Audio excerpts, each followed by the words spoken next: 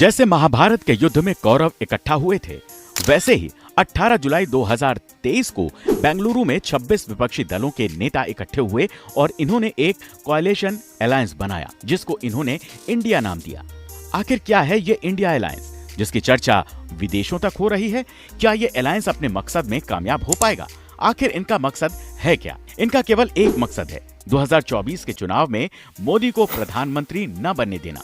लेकिन क्या ये सब ऐसा करने में सफल हो पाएंगे? ये जानने के लिए आपको इस वीडियो में एंड तक बने रहना होगा। तो आइए शुरू करते हैं। पिछले 2 कार्यकाल से नरेंद्र मोदी भारत के प्रधानमंत्री बन रहे हैं, जिसकी वजह से विपक्षी दलों का हाल ये हो गया है कि कुत्ते बिल्ली की तरह लड़ने वाली सभी अपोजिशन पार्टी अब सगे संबंधियों की तरह बैठक करने लगी है, ताकि वे अपने एकमात्र उद्देश्य को पूरा कर सकें। और इनका उद्देश्य भी इनकी ही तरह दोगला है। इनका उद्देश्य किसी भी तरह, किसी भी हाल में नरेंद्र मोदी को फिर से प्रधानमंत्री नहीं बनने देना है।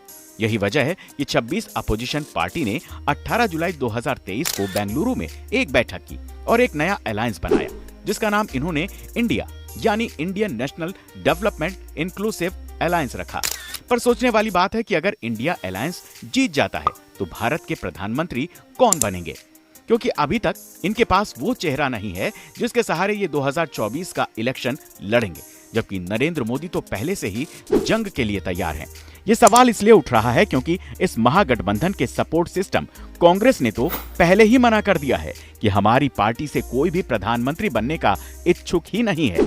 अब बाकी की 25 पार्टियों में से कोई प्रधानमंत्री बनेगा। लेकिन समस्या ये है कि अलायंस में 7 मुख्यमंत्री शामिल हैं, जिनमें से नीतीश कुमार, केजरीवाल और ममता दीदी का तो सबको पता है कि ये प्रधानमंत्री बनने के लिए कितने मरे जा रहे हैं। अब देखना दिलचस्प होगा कि ये अलायंस चुनाव से पहले ही कौन बनेगा प्रधानमंत्री की लड़ाई से कैसे खुद को बचाता है। लेकिन भारत में ये पहली बार नहीं है जब किसी बड़ी पार्टी को हराने के लिए सभी पार्टियों ने गठबंधन बना लिया हो। इससे पहले भी जनता दल ने गठबंधन बनाकर इंदिरा गांधी की सरकार को गिरा दिया था। लेकिन इसका ये कतई मतलब नहीं कि इस बार भी ऐसा ही होगा और ये सब मिलकर मोदी को हरा पाएंगे। पर सोचने वाली बात है कि इन्होंने इस गठबंधन का नाम इंडिया ही क्यों रखा? वास्तव में इनके ऐसा करने के पीछे एक बड़ा कारण बीजेपी है। जैसे बीजेपी राष्ट्रीयता और देशभक्ति के नाम पर जनता को अपनी तरफ करती है, वैसा ही कुछ इन्होंने भी करने की कोशिश की है। पर ये भूल गए कि राहुल गांधी अगर अपना नाम नरेंद्र मोदी रख लें तो इससे उनके पाप धुल नहीं जाएंगे। अगर इन सभी पार्टियों को लग रहा है कि जनता इनके इस पैट्रियोटिक नाम को देखकर इनकी पुरानी करतूतों को भूल जाएगी, पर इन्हें जनता को बेवकूफ समझना बंद कर देना चाहिए, क्योंकि जनता सब जानती है।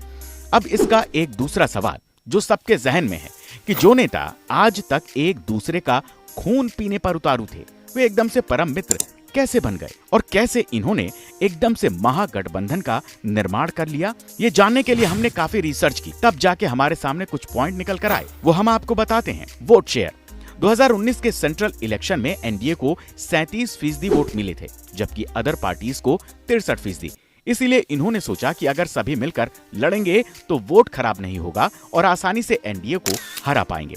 दिल्ली सर्विस बिल इसका दूसरा सबसे बड़ा कारण है। दिल्ली में ब्यूरोक्रेट्स के ट्रांसफर्स का पावर लेफ्टिनेंट गवर्नर को दिया जाना, जबकि सभी राज्यों में यह पावर मुख्यमंत्री के पास होता है। इसीलिए आप सरकार भी इनके साथ जुड़ गई। लोकसभा से राहुल गांधी को डिस्क्वालीफाई किया जाना, इन्हें लगता है कि राहुल गांधी को अवैध तरीके से लोकसभा से डिस्क्वालीफाई किया गया। इसीलिए इन सभी पार्टियों में क्रोध भर गया है और ये मोदी सरकार को सबक सिखाना चाहते हैं। अगर इंडिया अलायंस की बात करें तो 2004 में बनी यूपीआई अलायंस का ही ये एक पैट्रियोटिक वर्जन है। इंडिया अलायंस की शुरुआत पटना से 15 पॉलिटिकल पार्टियों ने की थी। फिर इसकी दूसरी मीटिंग जुलाई में बेंगलुरु में हुई और यहीं पर इसका नाम इंडिया रखा गया।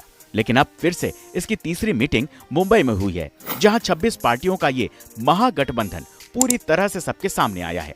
पर हैरान कर देने वाली बात तो ये है कि ये पार्टियां जो इंडिया अलायंस के नाम पर लड़ रही हैं, ये चुनाव का सामना आखिर करेंगी कैसे?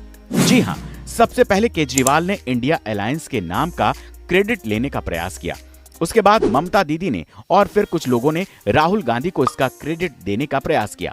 यानी कि ये चमचे अभी तक इस बात से ही सहमत नहीं हो पाए हैं कि ये नाम आखिर रखा किसने है। और ये बात करते हैं नरेंद्र मोदी को हराने की, जो शायद इस जन्म में तो उनके बस की बात नहीं है। जब कोई भी नई पार्टी या गठबंधन बनता है तो वो अपने कुछ रेगुलेशन रखते हैं, लेकिन इंडिया अलायंस ने ऐसा कुछ भी नहीं किया। इन्होंने अपने 3 रेगुलेशन रखे। कास्ट सेंसस, सबसे पहला कास्ट सेंसस का है, क्योंकि अब तक SC और ST की पॉपुलेशन डाटा ही सामने आता रहा है, जबकि अपोजिशन का कहना है कि अगर OBC का डाटा भी सामने होगा तो पॉलिसीज बनाने में आसानी रहेगी। सेंट्रल इन्वेस्टिगेशन एजेंसी कंट्रोल, इनका दूसरा और सबसे इंपॉर्टेंट रेगुलेशन है सेंट्रल इन्वेस्टिगेशन एजेंसी जैसे CBI का अपोजिशन लीडर पर मिसयूज रोकना, क्योंकि इनका कहना है कि CBI की 95% जांच तो केवल अपोजिशन लीडर पर ही होती है, जिससे ये साफ हो गया कि बीजेपी अपोजिशन को टारगेट करके CBI से ऐसा करवाती है। यही नहीं, अपोजिशन लीडर मिस्टर खड़गे ने तो CBI को बीजेपी का तोता तक बोल दिया था। इनका तीसरा रेगुलेशन नॉन बीजेपी स्टेट में गवर्नर और मुख्यमंत्रियों के विवाद को खत्म करना है, क्योंकि अपोजिशन का कहना है कि गैर भाजपा राज्यों में गवर्नर मुख्यमंत्री की बात नहीं मानते और उनको दबाने की कोशिश करते हैं, जैसे केरल और दिल्ली में देखने को मिला। लेकिन क्या अपोजिशन को इस अलायंस का फायदा होगा? हम इस अलायंस के फॉर्मेशन की बात करें तो इसके फायदे और नुकसान दोनों होंगे। तो सबसे पहले हम आपको इसके फायदे बता दें। बीजेपी की ही तरह ये अपने आप को पैट्रियोटिक दिखाने में कामयाब हो सकते हैं, क्योंकि इन्होंने अपनी अलायंस का नाम ही पैट्रियोटिक रखा है। विपक्षी दलों में जो वोट थोड़ी थोड़ी करके बढ़ जाती थी, अब वो एक जगह पर इकट्ठी हो जाएगी, जो बीजेपी को हराने में सहायक होगी। राहुल गांधी की भारत जोड़ो यात्रा का फायदा इस गठबंधन को मिलेगा।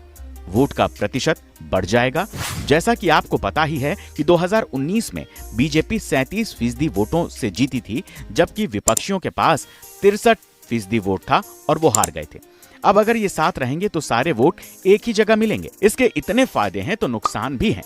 चलो अब नुकसान की बात दिखाते हैं। ये भले 26 पार्टियां हैं, लेकिन उनके पास प्रधानमंत्री बनाने के लिए कोई चेहरा नहीं है। इनके आपस के झगड़े कभी भी सामने आ सकते हैं, जैसे ममता और केजरीवाल ने कांग्रेस को टारगेट किया था। इन पार्टियों की दल बदलू प्रवृत्ति है, इसलिए हम कह सकते हैं कि ये चाहे कुछ भी कर लें, उनके लिए 2024 में प्रधानमंत्री नरेंद्र मोदी को हराना मुश्किल ही नहीं, नामुमकिन है, क्योंकि मोदी मैजिक तो चल कर रहेगा और आखिरी फैसला जनता जनार्दन करेगी। वैसे आपकी इस बारे में राय क्या है? हमें कमेंट करके जरूर बताइएगा। ये थी हमारी आज की वीडियो। अगर आपको हमारी वीडियो पसंद आई तो इसे लाइक करके हमारे चैनल को सब्सक्राइब करना बिल्कुल मत भूलिएगा।